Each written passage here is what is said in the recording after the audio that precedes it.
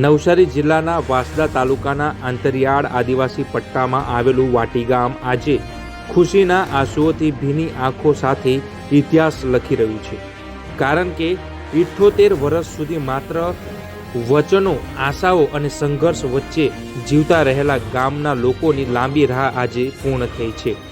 અંબિકા નદીના વહેણ વચ્ચે વર્ષો સુધી વાટી અને કાળા આંબા વચ્ચે અંતર જાળવી રાખ્યું હતું, પણ આજે તે અંતરને પુલના રૂપમાં જોડવાની શરૂઆત થઈ છે। 16 કરોડના ખર્ચે બનનારું પુલનું ખાતમુહૂર્ત થતાં જ ગામમાં જાણે ઉત્સવ છવાઈ ગયો। ઢોલના તાલ, આદિવાસી નૃત્ય અને હર્ષોલ્લાસ સાથે લોકો આનંદથી ઝૂમી ઉઠ્યા હતા।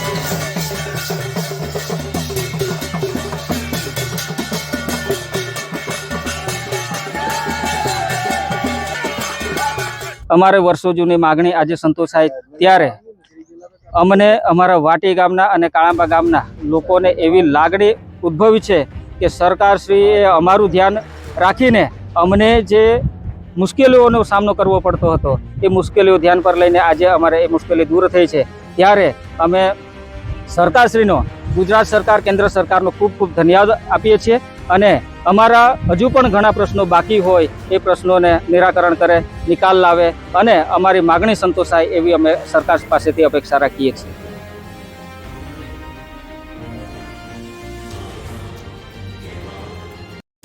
કારણ કે વાટી ગામ માટે આ માત્ર પુલ નથી, પણ જીવન બદલવાનો માર્ગ છે।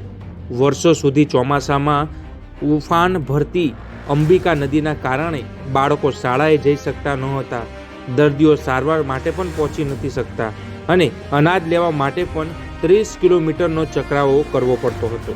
દરેક વરસાદ સાથે મુશ્કેલીઓ વધતી, પણ આશા જીવંત રહી। આજે તે આશાએ હકીકતનું રૂપ ધારણ કર્યું છે, જ્યારે આદિજાતિ મંત્રી નરેશ પટેલ અને સાંસદ ધવલ પટેલના હસ્તે ભૂમિપૂજન થયું, ત્યારે ગામના લોકોએ માત્ર નેતાઓનું પણ નહીં, પણ પોતાના સપનાઓનું પણ સ્વાગત કર્યું હતું। ત્યારે આ પુલ માત્ર 2 ગામને નહીં, પરંતુ અનેક જિંદગીઓને જોડશે। આજે વાટી ગામમાં અનેરો ઉત્સાહનો દિવસ આવ્યો છે, કારણ કે અહીં વાટીનો બ્રિજ મંજૂર થઈ ગયો છે અને એનું ખાતમુહૂર્ત પણ માનનીય કેબિનેટ મંત્રી નરેશભાઈ પટેલ અને આપણા સાંસદ સભ્ય ધવલભાઈ પટેલ દ્વારા કરવામાં આવ્યું છે।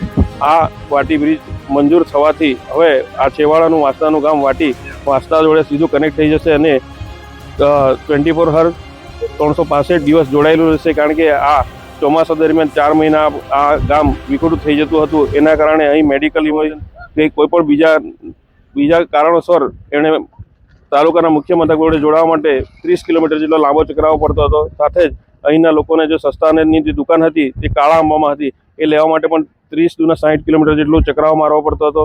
વિદ્યાર્થીઓને પણ ખૂબ જ તકલીફ પડતી હતી, કારણ કે વાટી ગામમાં 1 થી 5 ધોરણની સ્કૂલ હતી અને 6ઠ્ઠા ધોરણથી કાળાંબા આવવું પડતું હતું, પણ આ બ્રિજ ન હોવાને કારણે એમણે વઘઈ ઉપર ડિપેન્ડ રહેવું પડતું હતું, અથવા તો એમના માટે આશ્રમ શાળા કે કશે પણ હોસ્ટેલમાં રહીને ભણવાની સુવિધા લેવી પડતી હતી। પરંતુ હવે આ બ્રિજ જોડાઈ જવાથી એમને હવે સીધી કનેક્ટિવિટી મળશે અને અહીં કાળાંબા સ્કૂલમાં આવી જશે। સાથે જ અમારી સરકાર દ્વારા વાટીમાં પણ સ્કૂલનું મકાન તૈયાર કરી દેવામાં આવ્યું છે અને થોડા સમયમાં એનું પણ લોકાર્પણ થઈ જશે।